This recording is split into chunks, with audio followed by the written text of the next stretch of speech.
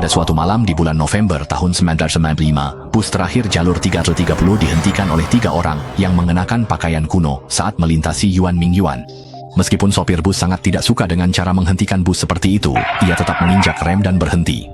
Tak lama kemudian, ketiga orang itu saling menopang dan naik ke dalam bus. Setelah naik ke dalam bus, ketiga orang itu tidak mengucapkan sepatah kata pun, dan dengan alami berjalan menuju deretan kursi paling belakang.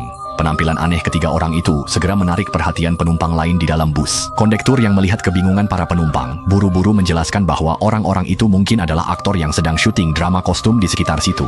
Mendengar penjelasan kondektur, semua orang merasa masuk akal, dan perlahan-lahan menjadi tenang kembali. 2 halte kemudian, sepasang suami istri muda menjadi yang pertama turun dari bus.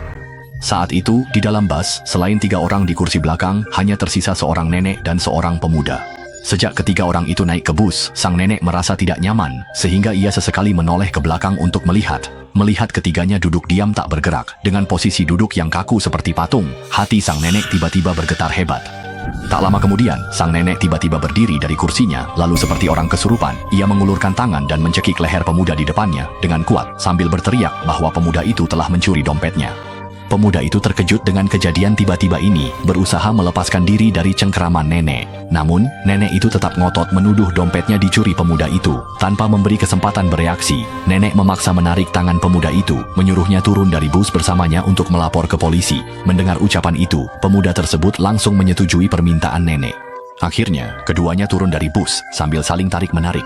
Setelah turun dari bus, pemuda itu segera mendesak sang nenek untuk cepat-cepat pergi ke kantor polisi.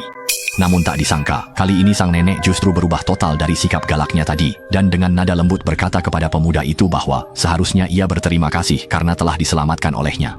Nenek melanjutkan ceritanya, saat menoleh ke belakang melihat 3 orang duduk di belakang, tiba-tiba angin bertiup mengangkat jubah mereka. Nenek jelas melihat ketiga orang itu sama sekali tidak memiliki kaki. Mendengar itu, pemuda tak bisa menahan diri membelalakkan mata, keringat dingin langsung bercucuran. Keesokan paginya, polisi menerima laporan dari warga yang sedang berolahraga pagi, menyatakan bahwa di Waduk Miyun ditemukan sebuah bus tua, dan dari dalam bus itu diangkat 5 jenazah. 2 di antaranya adalah sopir dan kondektur, sedangkan 3 lainnya adalah penumpang yang mengenakan pakaian kuno, namun identitas mereka untuk sementara belum dapat dipastikan. Namun yang membuat orang merasa aneh adalah, ketiga jenazah itu saat ditemukan sudah dalam kondisi sangat membusuk, jelas menunjukkan tanda-tanda kematian yang sudah lama terjadi.